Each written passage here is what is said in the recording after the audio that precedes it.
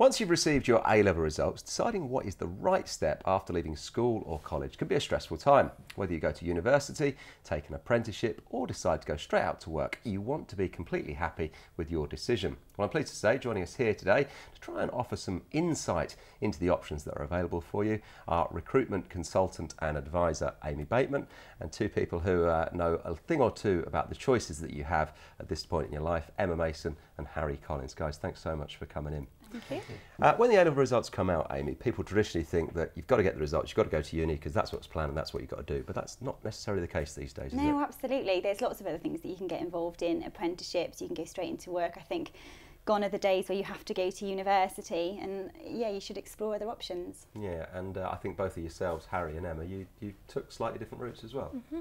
Yeah, I got my A-level results and I went straight into the apprenticeship from school. Yeah. I felt university wasn't for me, mainly for the debt reasons and the money, and there was the apprenticeship available there to earn while you learn, which was fantastic. Yeah, and I think Emma, you sort of found that out along the route, didn't you? Bit of a harder way. I went to uni with all my peers, and then realised while I was there that it wasn't for me, and then so I dropped out after about 6 weeks, and then looked at my options and found an apprenticeship, and it was much more suited to me and my way of learning and being active and stuff. So it was really good. Brilliant. And now sort of like, you know, you're further down the road in life, and do you look back and think you've missed out on anything at all? You chat to your mates who went to uni perhaps, or are still at uni?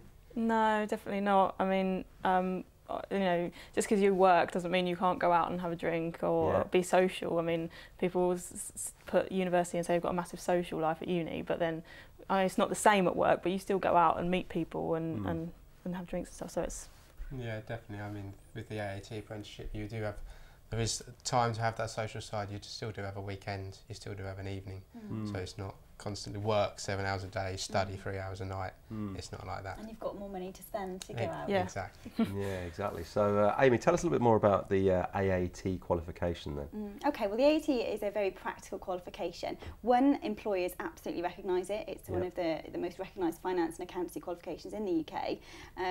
So you can actually study that and actually learn. Now the tutors will monitor you and come and see you maybe every month, every 3 months in the workplace. So minimal, I suppose, conflict for your employer. It doesn't really bother your employer too much, but yeah, and you get paid while you're doing it. So I suppose the message is really traditionally, you know, university was the only way, but now there are other routes as well. Yeah, employers, you know, the marketplace is more and more competitive now than ever. Certainly when I graduated back in 2003, and even if you have a degree, employers are still looking for that level of experience, which is quite difficult to do sometimes if you're studying a degree. Some people manage it.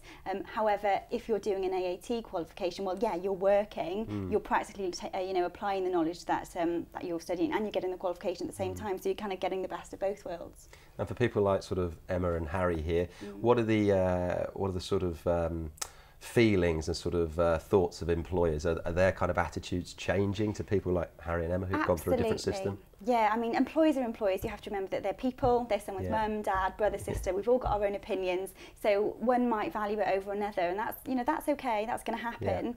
However, you know, just as the government are having a really, really big push in trying to promote apprenticeships and increase apprenticeships, because there's a lot of 16 to 24-year-olds that are unemployed at the moment, employers, that mindset is filtering into the job market, into the employability sort of mindset, without a doubt. Yeah, spot on.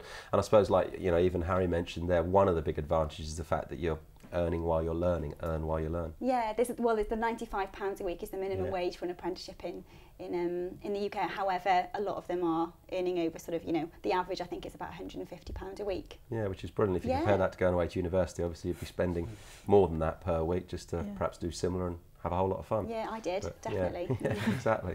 Guys, thanks ever so much for coming in. It was short and sweet, we're out of time. And as always, thanks to you guys for watching along at home.